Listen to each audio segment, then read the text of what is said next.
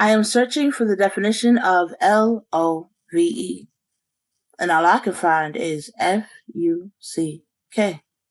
Thinking that can't be right, I try again. LOVE.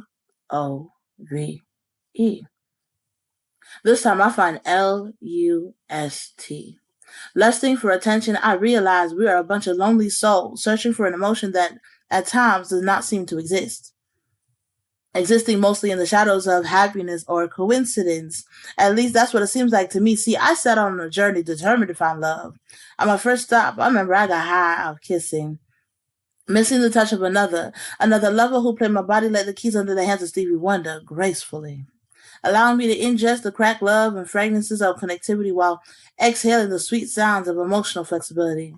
Willingly exploring the sharp sounds of singing from above, thinking, damn, this must be love. And if this path of LOVE is intertwined with FUCK or LUST, then I'm perfectly fine abandoning my search and trading in one for two, with a sprinkle of a few. But after a few late nights of continuously addictive electric shock, my heart stopped. And this love running through my veins keeps numbing my brain, draining the highs, containing the lows, lowering the heat circling my body, lowering the happiness in my toes, until the familiar feeling I know dissipated, dissolving delirious desire, driving forward to path number two. Too many night crawlers with tall secrets. I found messages of I love you and I hate you simultaneously. Synchronizing my heart and mind to understand that LOVE can be the same as HURT.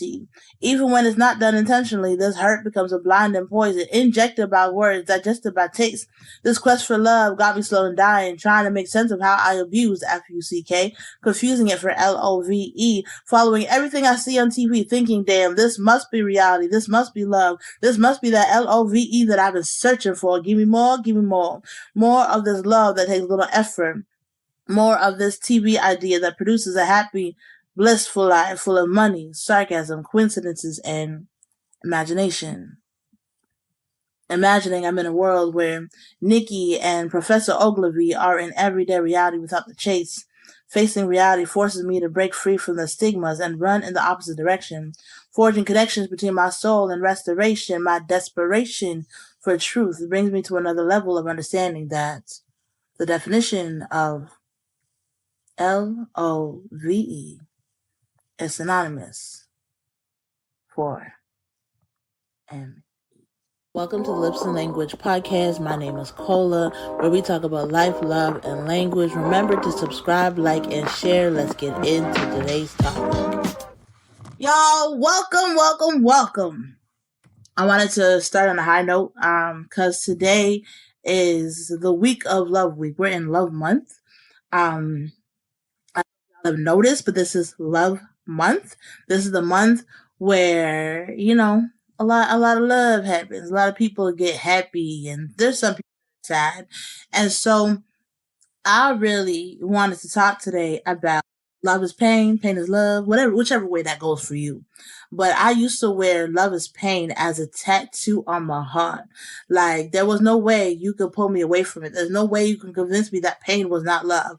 Because all I felt from all the people around me was disappointment, discouragement, just like beaten, battered, and bruised. Like, I was really considering, there was this man, I said, if I catch him on the street, I'm going to pour bleach down his throat.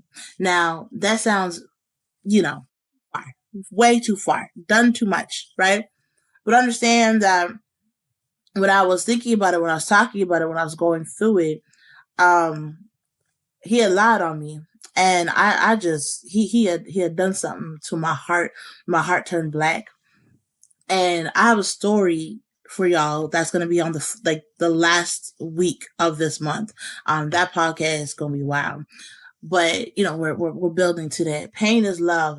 It was just this thing that had become me. I was drinking the poisons of pain, and I was in different beds thinking that this was love. Now, if you watch my God and Sex series, you'll understand all the different stages that I went through, trading in my body for something that really was not what I thought it was to be. And so I'm in the space now where everything is love, everything is bliss, everything is happy, everything is freedom, right? But I'm also in a different mindset. I also have different people around me. I also have faith around me, and faith I've been holding on for dear life. And so, why do people feel like pain is love? Why do we get into that point, right? Well, some of it starts with us not respecting our own bodies, not respecting our own selves, giving up ourselves for everybody else but us.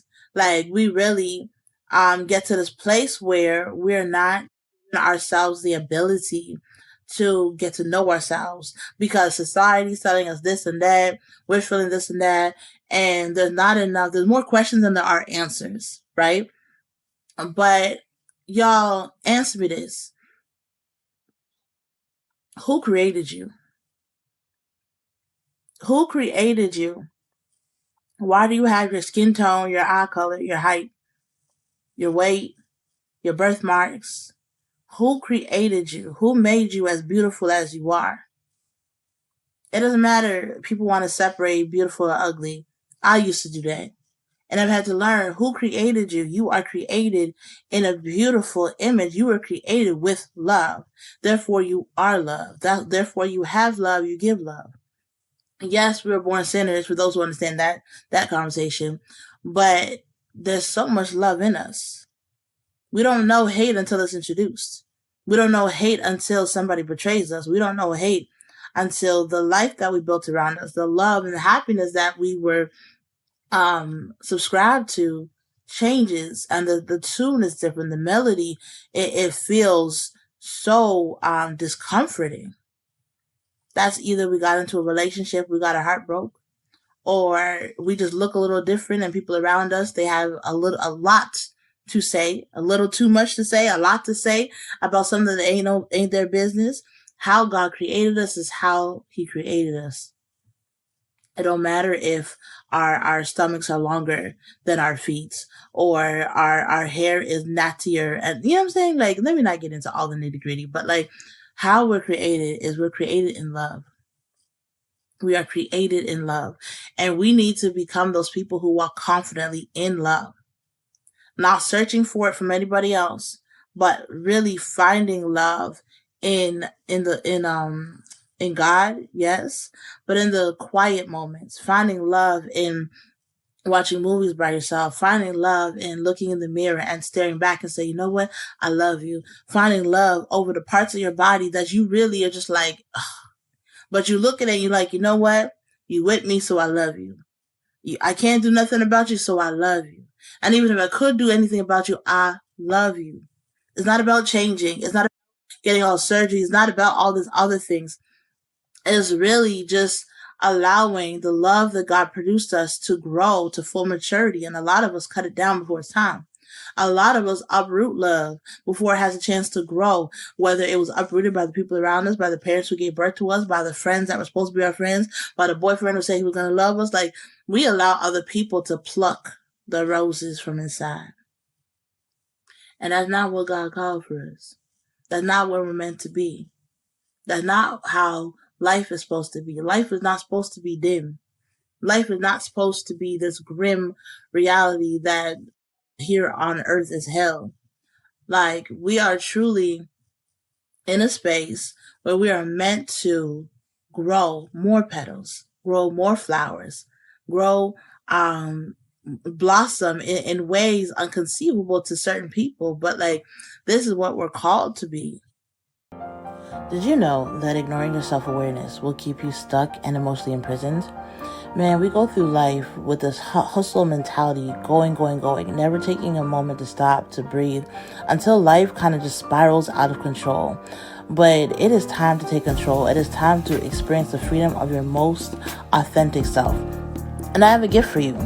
I have witnessed the tears, the happiness, the joy, the transformation when I have done this workshop in jail, in colleges, in high schools, and I want to offer this to you. So, click the link below, get access to the free mini course. There's 4 videos. You are going to enjoy it, and let's get to the other side of healing, because you deserve to show up authentically as you. This pain is love. This pain, it is like the weeds that come and it strangles all the love out of us.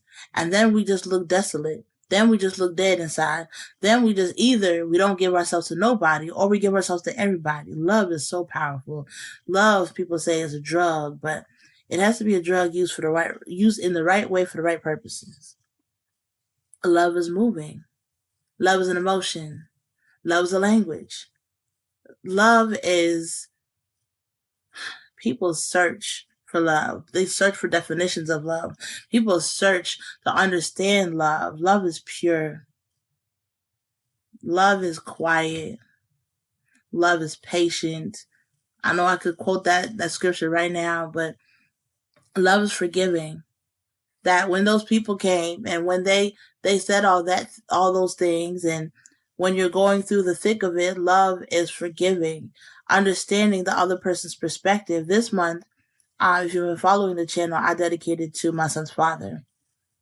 And it sounds like such a weird concept, but when I first thought of it, heard it, felt it, I said, yeah, why not? Um, Not even like on purpose. I had written 4 letters for him, 4 different letters, and at different stages of my life, at different stages in my healing.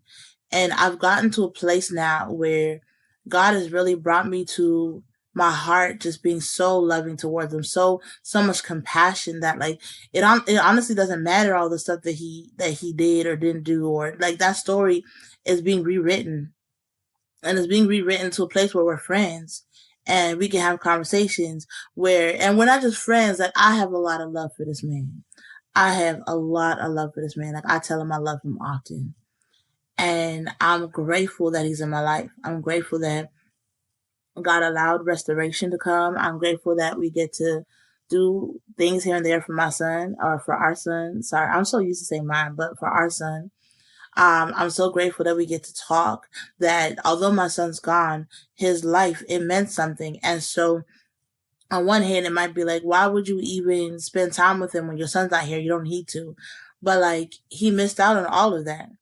And so if I get to the opportunity to show him who our son was, I get to show him how happy he was. I get to tell him his birthday and his favorite color, and he gets to learn about him.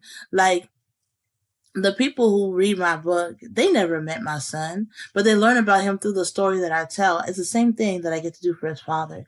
And that is powerful to me. And it's because I have always loved this man. Although, I mean, when y'all read the story, it wasn't like we were in a relationship, but our connection was deep. Our connection was real. I've always loved this man. And God has just poured more love for this season, that because I never allowed the bitterness and the unforgiveness to enter, because I never allowed the pain of loving him to take over me, there's so much joy. There's this thing that God whispered to me recently, that he wants me to love unselfishly. Meaning, it doesn't matter if somebody doesn't get back to me. It doesn't matter if somebody's not really talking to me, because the minute somebody like stops talking to you or like doesn't answer you right away, you want to come with attitude. You want to be like, hey, you obviously don't care about my feelings. You obviously have your own agenda. You obviously da, right?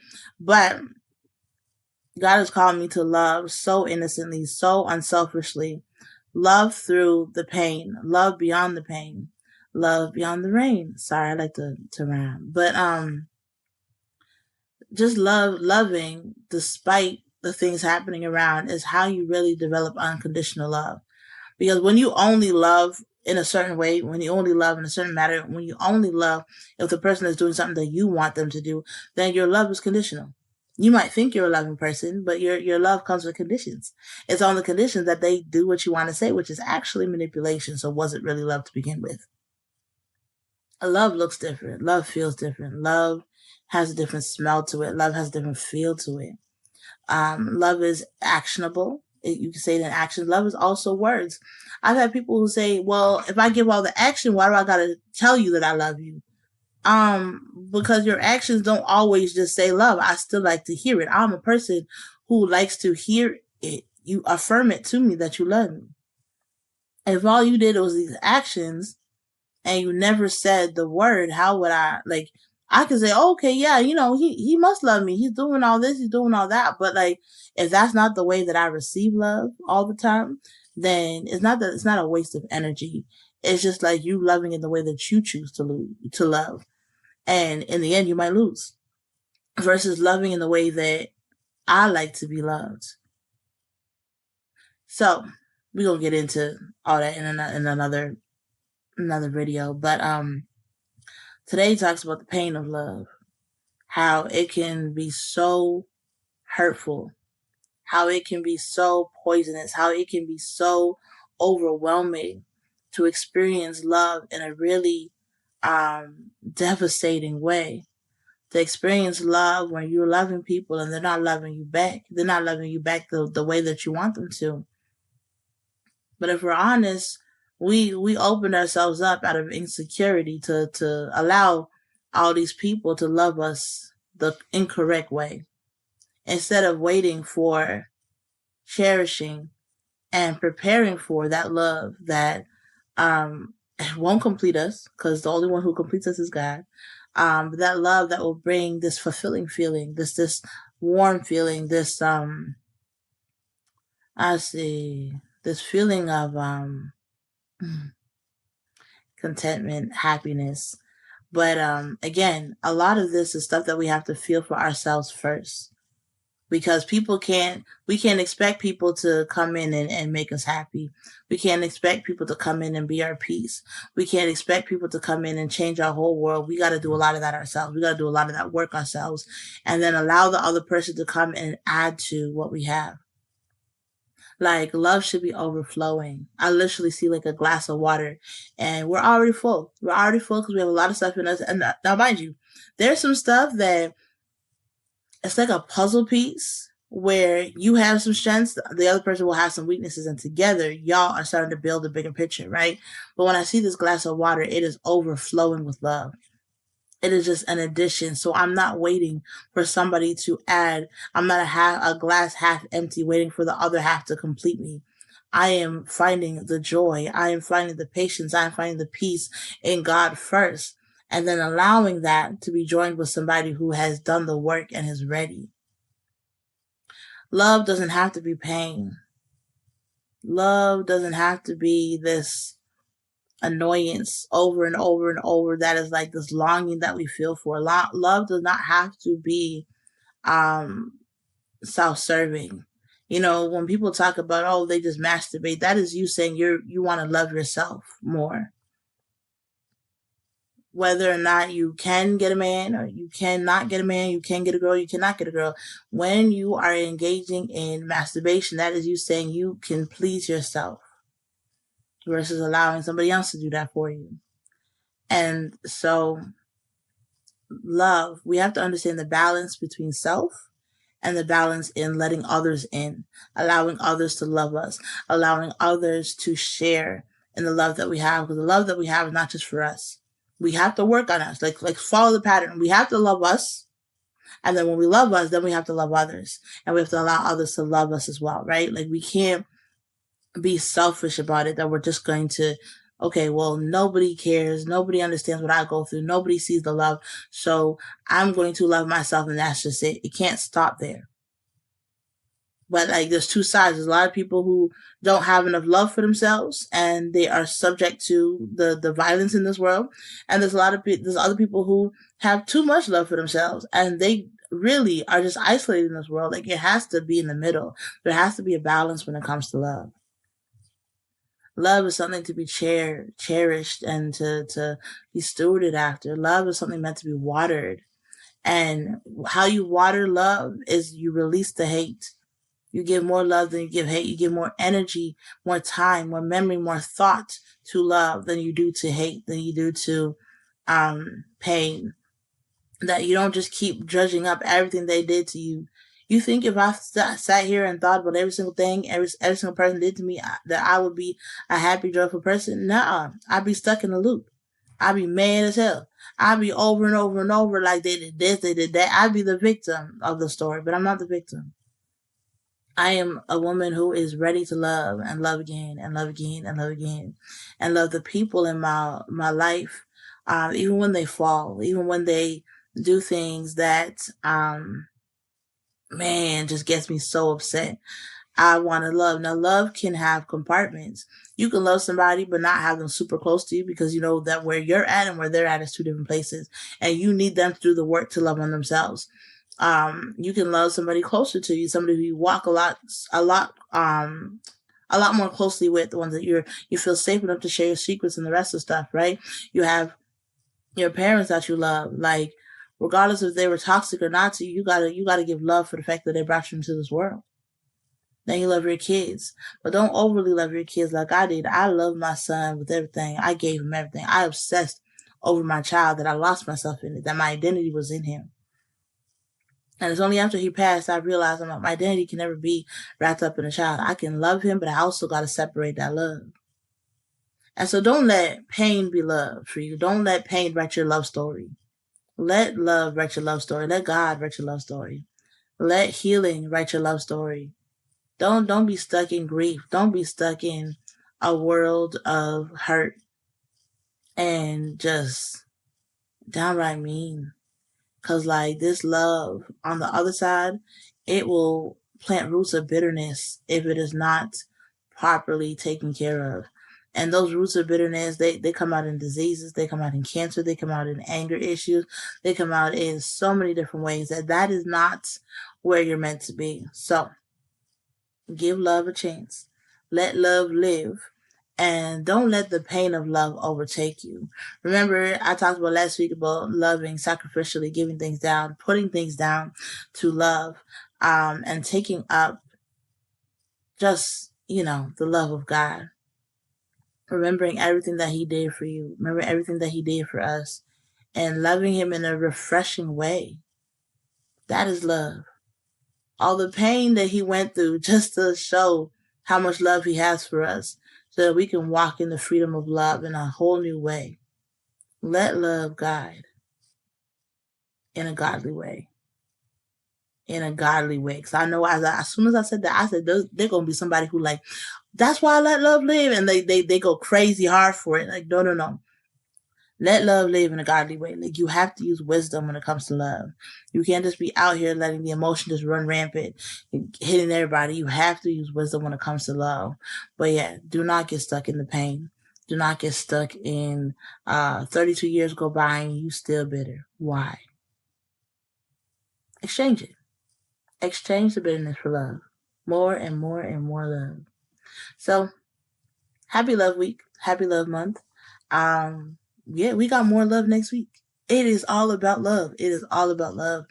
And I'm so happy that it's about love, because if nobody's told you, I love you. Have an amazing night.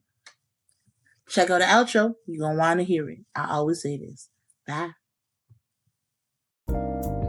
What would it look like if we were a people that were healed? What would it look like if we were people that believed in doing the work necessary to remove trauma, to get through grief, and to come out on the other side?